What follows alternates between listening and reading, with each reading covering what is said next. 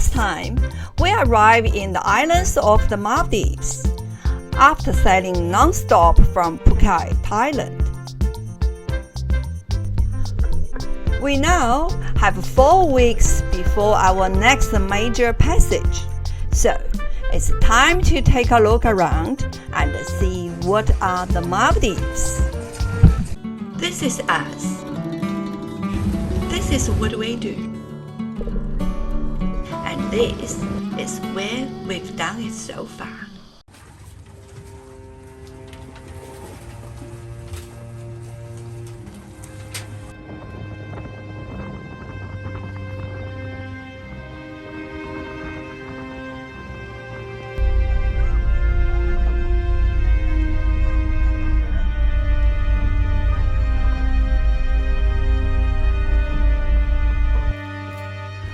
So, we have a problem. The customs immigration people have just left the boat, and so we're able to go into the inner harbour, except that we tried to pull the anchor up and it wouldn't come up. So We're stuck. yeah, we're very stuck.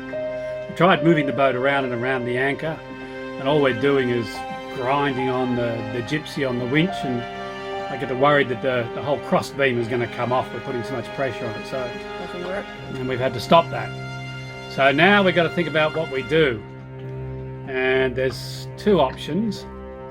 One is there's another cruising boat, and he's offered to dive down to the anchor. Now, the problem is that the anchor's down 25 metres, it's on the side of a hill. I know, because we dragged down there trying to anchor in shallower water. Anyway, it's also blowing quite hard. You can't hear that here, but it's not good out there. And also there's a lot of current running. It's maybe 3 or more knots of current running past the boat. It doesn't feel safe for him. It doesn't feel safe for him to dive like that, particularly on his own.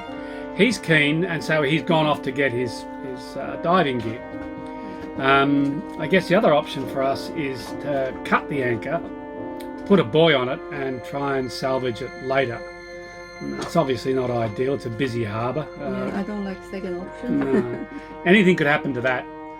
So we're kind of in a difficult position right now, and it's not a great start to our In Maldives. Maldives adventure. Yeah.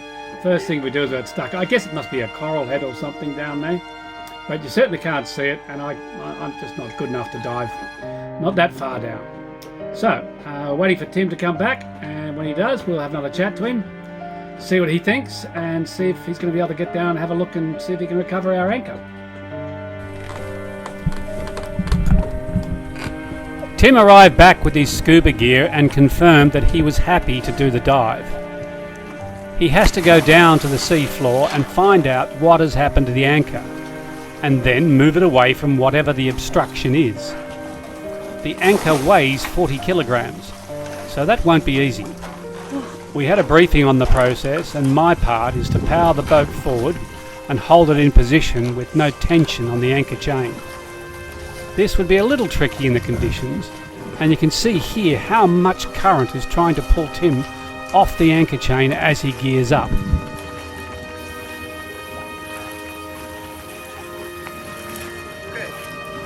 Okay. When you get down there, I'll get the motor running and move forward. How long to get down? I guess down there I'm really fast, Yeah. but coming up takes like, let's say, 5 to 10 minutes. Okay.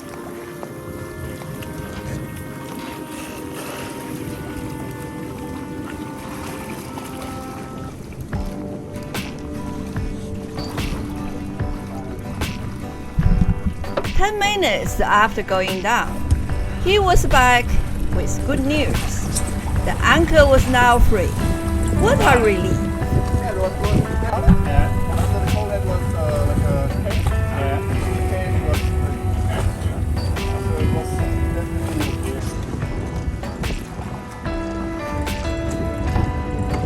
Thanks. We'll see you in the Anchorage. Thanks, guys. Thank you so much. I visited Maldives many years ago.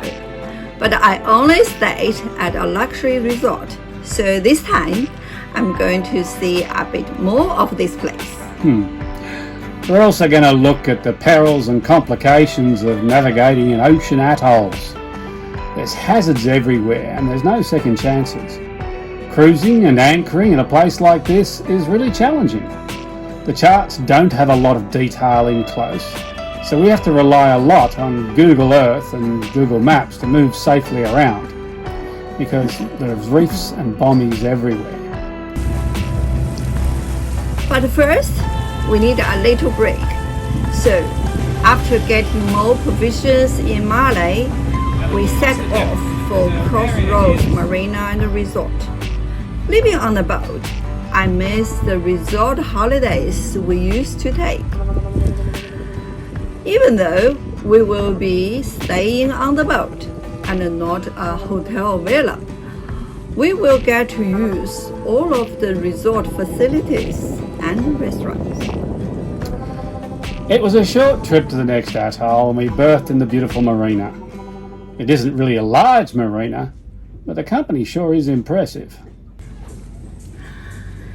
Time to relax and shake off that travel dust.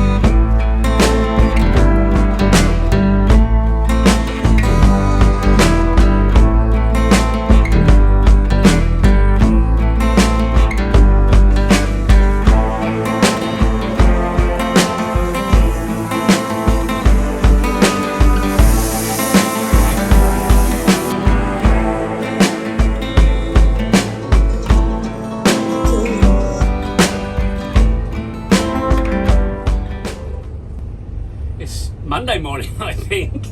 And we've had 4 days in the marina at Crossroads of Malé. That was fun, nice and relaxing. And now we're off to explore. And we're going to go south to a place called Fulidou. Because they got cool names here in Malé. Fulidou! I'm so excited! Very exciting. And look what we're passing by, these huge super... Fulidou was the first of a number of stops that we made in the atolls south of the capital, Malé. We're not really allowed to stop in resort islands, so we get to experience the islands that the people actually live on.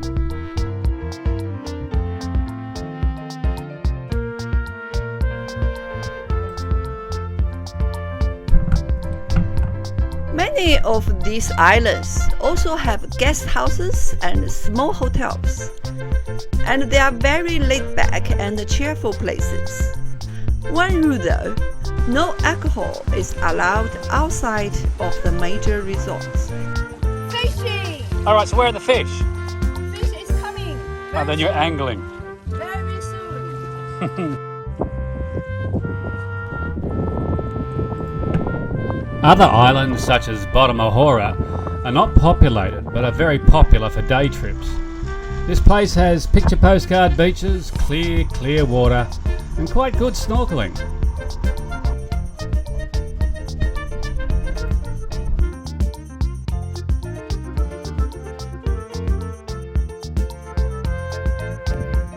Lift him up. Hello, he doesn't like being up in the air. And off he goes.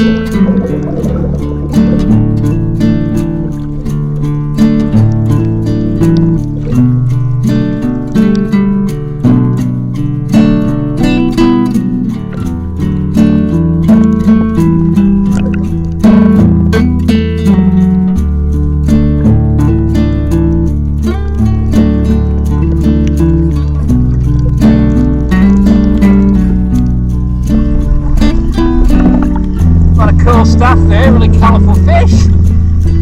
Nice corals. What big turtle? I think maybe this side.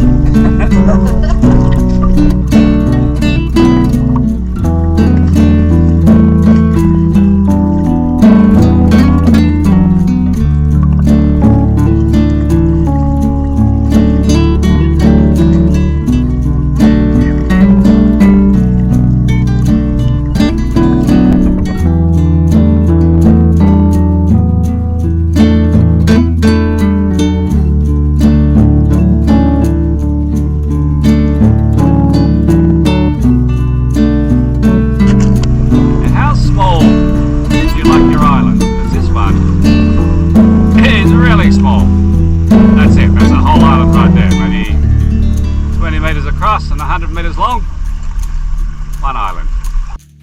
One of the things of this tiny little island is the wind is blowing from there, which you can probably hear anyway. And if we come around onto the island, this is what's blown up from there. Thousands upon thousands upon thousands of plastic bottles and other waste all the way along. And the other side is the same, because halfway through the year the wind changes and comes from the other direction. This is what we're doing, folks. This is what we've created.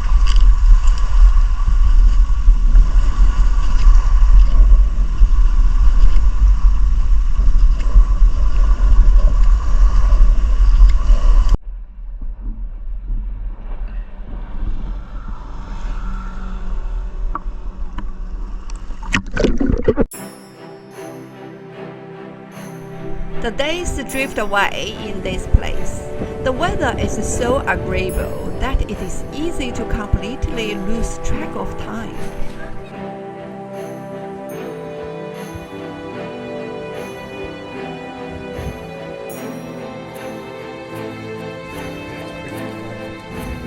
It is a place of coral, and there are reefs and rocks everywhere you go. Getting into and out of anchorages was a real challenge, and you have to use whatever resources you have to get around. The navigation here is a bit tricky. Watch that reef there, and right beside us over here is another one. If we can't see through the lens, they're actually very close together. If you look on navionics, it's no use whatsoever. We're in 60 feet.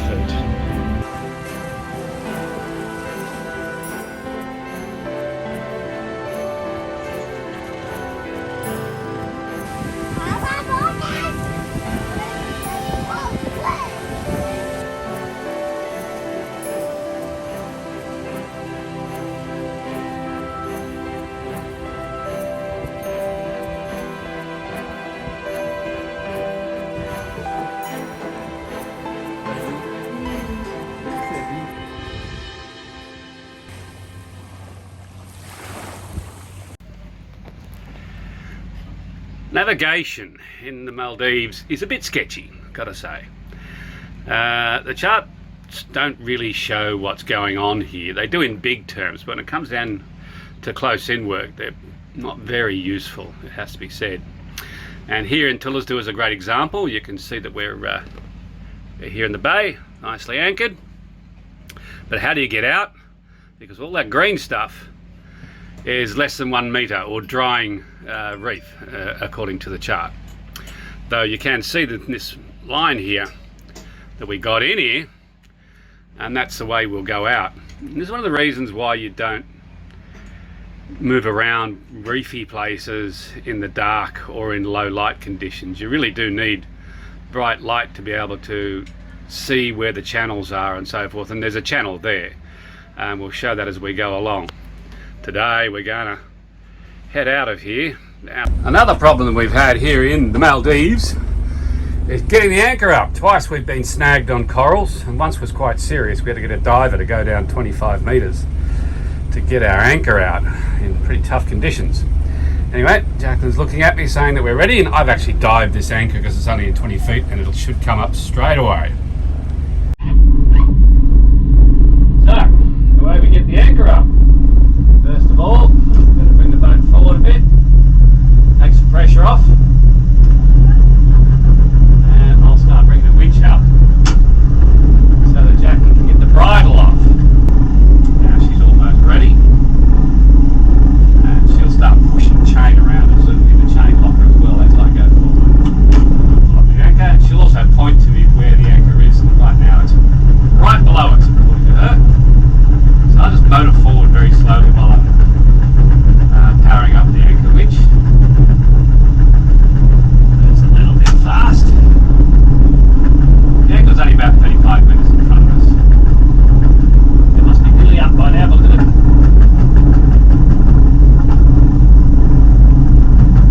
Just sets the anchor, so I can slow down, push it up, and there it is stowed. So now I need to make a sharp left-hand turn to get out of here. Drive a little bit, take pressure off the winch, and that's it, done. Anchor's stowed.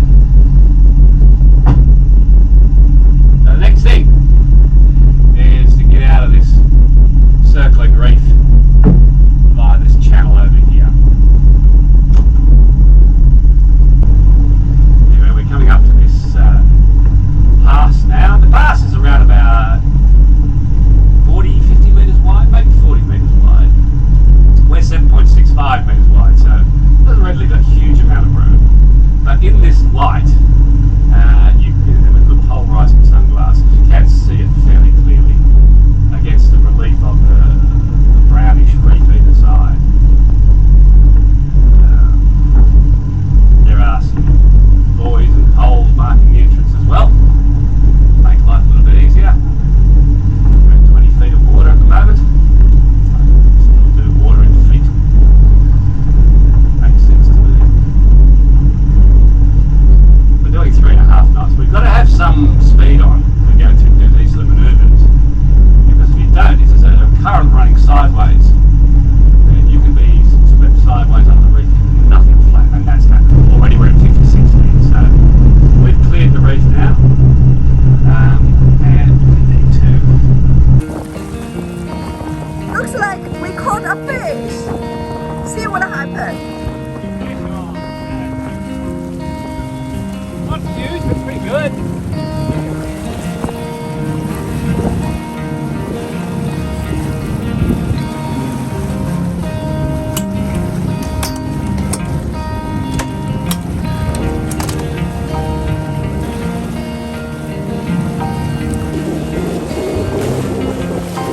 Are you Captain? Well, again, I'm contemplating. It's time for some very serious contemplation today. You want to release your pressure? This is why you have a cigar. Yeah. But look, it's just curious because once again, through we think no fault of our own, we're having to do an overnighter here in the Maldives. And it's just crazy. We're just surrounded by islands. Islands everywhere. We should be able to drop our anchor anywhere and have a lovely evening. Hope we can't. But here in the Maldives, half the islands are just little pimples coming straight out of the bottom of the ocean, and with no shelving that you can drop your anchor onto. And the other half, the good ones that have got nice shelves that you can anchor onto, they're owned by resorts, and 99% of resorts do not let cruisers anchor here. Our plan is to go towards our departure port of Wooligan and stop off at a couple of islands along the way.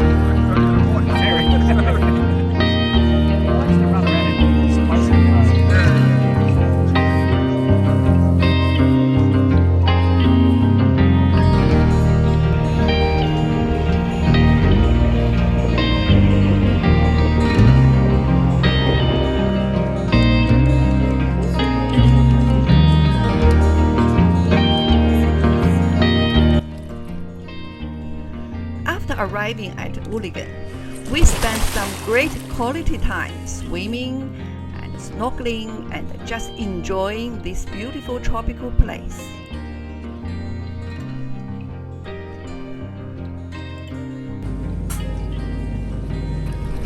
There was also boat work to do, but that's always there. This one time, however, we could just stay in one place, wind down and watch the sunsets.